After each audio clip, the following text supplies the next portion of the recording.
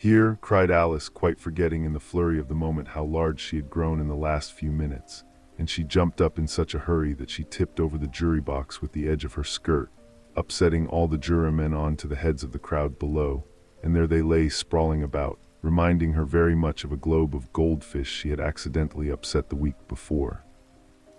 "Oh, I beg your pardon," she exclaimed in a tone of great dismay, and began picking them up again as quickly as she could, for the accident of the goldfish kept running in her head, and she had a vague sort of idea that they must be collected at once and put back into the jury box, or they would die.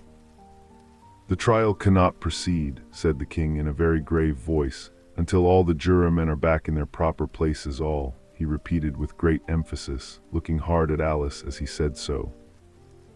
Alice looked at the jury box and saw that in her haste she had put the lizard in head downwards, and the poor little thing was waving its tail about in a melancholy way, being quite unable to move.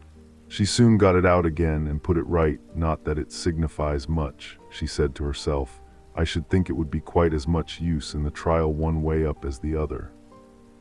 As soon as the jury had a little recovered from the shock of being upset, and their slates and pencils had been found and handed back to them, they set to work very diligently to write out a history of the accident, all except the lizard, who seemed too much overcome to do anything but sit with its mouth open, gazing up into the roof of the court. "What do you know about this business?" the king said to Alice. "Nothing," said Alice. "Nothing whatever," persisted the king. "Nothing whatever," said Alice. "That's very important," the king said, turning to the jury. They were just beginning to write this down on their slates when the White Rabbit interrupted. "Unimportant, your majesty means, of course," he said in a very respectful tone, but frowning and making faces at him as he spoke.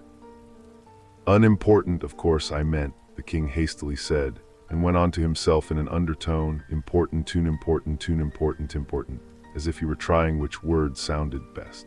Some of the jury wrote it down important, and some unimportant.